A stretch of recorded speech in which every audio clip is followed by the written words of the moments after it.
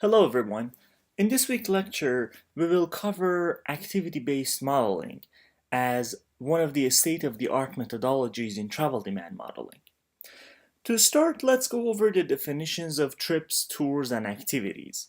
An activity is defined as a continuous interaction with the physical environment, service, or a person, which includes any pure idle time before or during the activity. So it includes both the travel time, the time that you spend at the destination, and how you actually chain it with your next trip.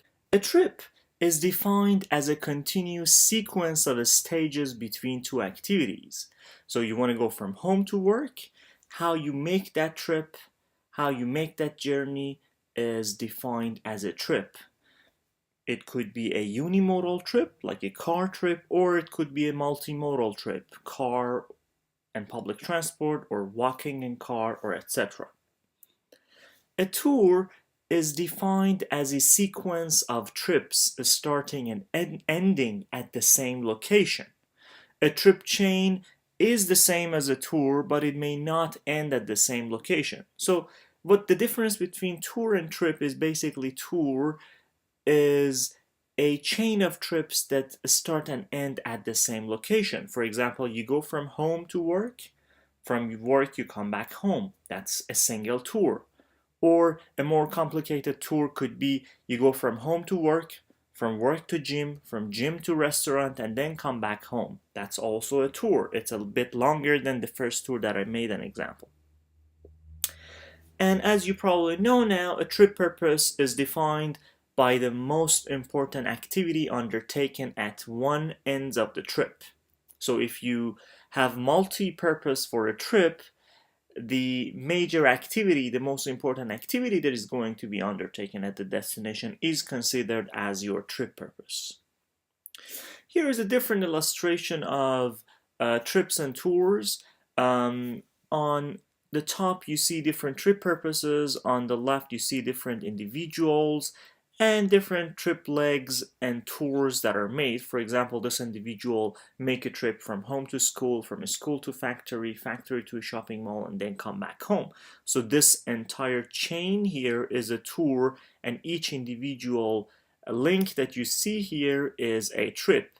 And you can classify these trips based on home education, home-based work trips, non-home-based work trips. So for example, this leg of the trip would be a home education trip, while the second leg is a non-home-based trip. The other one is also a non-home-based trip, or it could be a non-home other trip.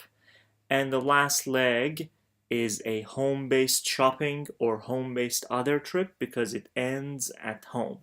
And similarly in other examples that you see here. But a better illustration of trips, tours, and activities is presented here, which on the left you see an illustration of trips in a time and a space diagram. So here is time, here is a space. And in this illustration, in trip-based way of modeling, we only care about individual trip length without bothering about the duration that you spend at the destination or how individual trips are chained to other trips. So for example, here we have a home-based work trip, then you have another trip leg, again another home-based work trip, home-based other trip, home-based other trip. In a tour-based trip, you have a little bit more complete picture of a trip-based trip, where you actually care how long you spend at your destination, as long as you come back to the first origin that you started your trip from. So for example, here you start from home, you go to work, you stay at work for 8 hours, and then you come back home. And again, here we don't care how long you're staying at your origin. Now you go from home to restaurant or other trips, and then you come back to the origin. But the most complete way of illustrating trips that is actually embedded in activity-based modeling framework is the activity scheduling. You actually care about every time interval that you spend in a day. So there is no time or space being missed in this illustration. You start at an origin for leisure, for example here. You go to work, you stay for work for a couple of hours. You go to another place, is whether home or elsewhere for different trip purposes. and then you go to restaurant, and then you come back to the origin. So you have a very complete picture of all the travel times, all the idle times, all the duration activities, and how they're connected and chained together. So with that, we start with activity-based modeling. Activity-based models are becoming more and more popular and widely used in practice. They share many similarities to traditional four-step models, like activities are generated, destinations for activities are identified, travel modes are determined using a mode choice model, and the specific network facilities or routes are predicted using a traffic assignment. Activity-based models have significant advances over four-step models. In activity-based models, we have explicit representation of realistic constraints of time and space. So we care about when you depart from your origin, at what time you have to reach your destination, and etc. Activity-based models also have a more realistic linkage among activities and travel, and for an individual person as well as across multiple persons in a household. So we can model individual decision making and also household level decision making. Activity-based models work at a disaggregate level, at each individual person level. However, four-step models are kind of an aggregate model. Here is an interesting table comparing different components of trip-based models versus activity-based models and how they relate to some key questions in travel demand modeling. For example, answering the question related to what activities do people want to participate in. In a four-step trip-based traditional model, we answer this question by doing trip generation. In an activity-based model, we do activity generation and scheduling. Answering the question, what are these activities? We do trip distribution in four-step models. In activity-based models, we do tour or trip destination choice instead of trip distribution. When are these activities? In a four-step model, we actually don't care about when these activities happen, the departure time.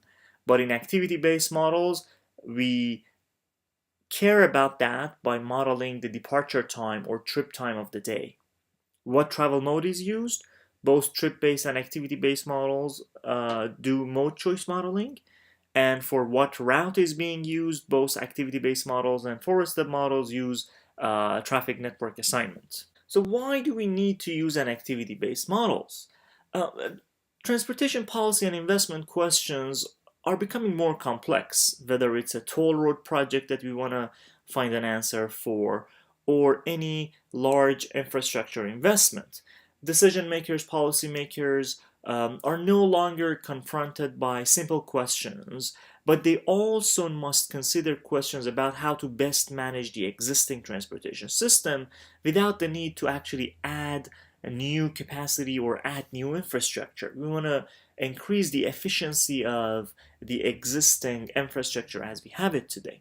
Activity-based models can be used to help with that, to evaluate alternative investments and policies that are difficult to test using a four-step or traditional-based model.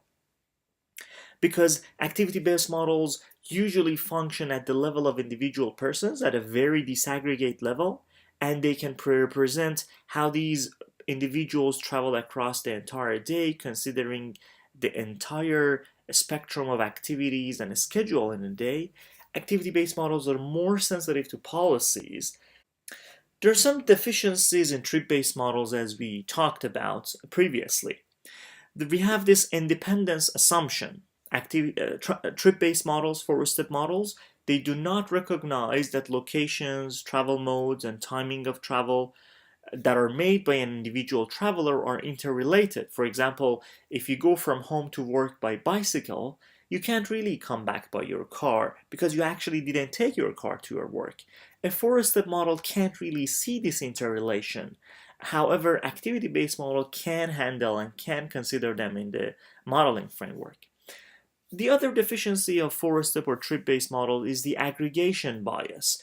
Because of the aggregated nature of four-step models, because we look at the average values at the zone level, we are missing a lot of information. However, in an activity-based model, because it is a disaggregate level model, we don't lose any information. What data do we need for activity-based model? The data required to develop and apply an activity-based model are not very different from the data required for a four-step model. The primary data source for an activity-based model, similar to a four-step model, is a household travel survey data, which includes information about the economic and demographic information, and also a spatial distribution of employment, households, and representation of the transportation network. Household travel surveys usually contain very detailed information about where and how and when individuals and households travel. But what we do in four-step models, we simplify that information. We actually ignore many of its details and we look at some zonal aggregated level information. In an activity-based model, as I talked about, we consider individual travelers as the decision makers instead of looking at the zone levels. So we look at how individuals start a trip going from home to work, then from work to shop, and then coming back home. Activity-based models provide a more intuitive, consistent, and behaviorally realistic representation of travel compared to four-step models. They represent each trip as an independent for each individual traveler, and we model the entire trip chain or tour and the activity patterns in a day. Activity-based models also consider the interrelation between decision making.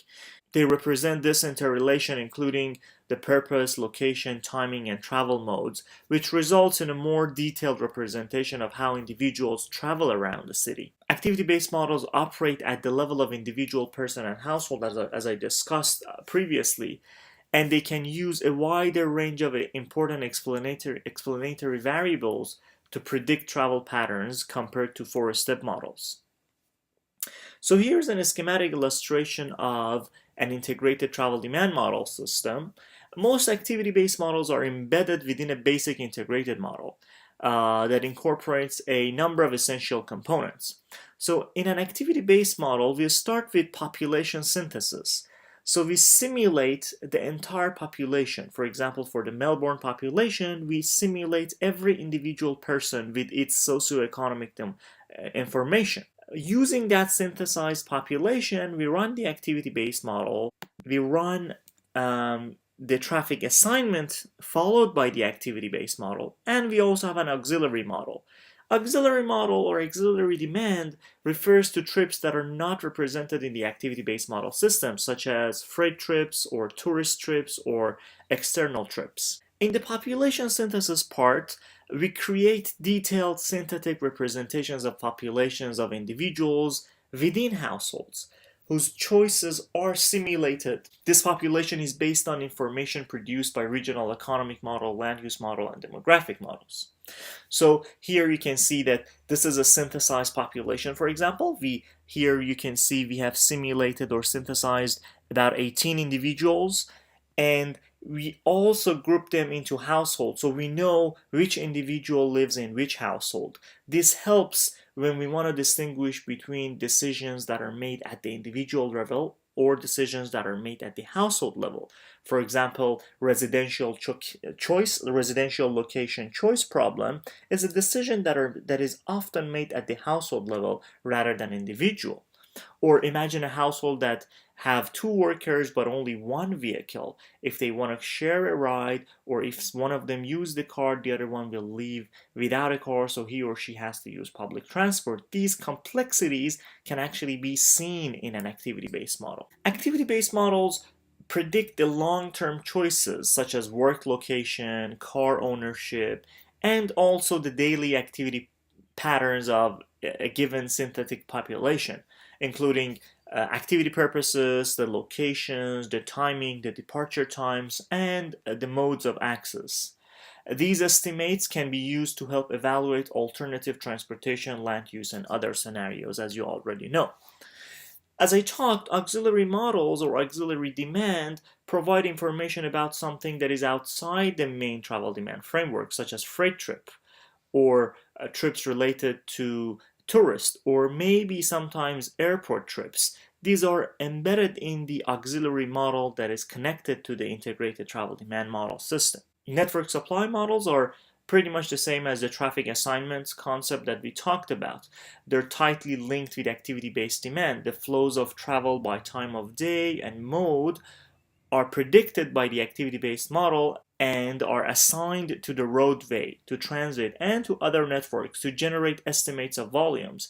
We can have bicycle assignment, public transport assignment, etc. Here is another schematic illustration of integrated travel demand model system, where you start with regional economic model to be used in a land use model, and a demographic model that connects to a land use model. So all the economic and demographic model and land use model will feed into a population synthesis model.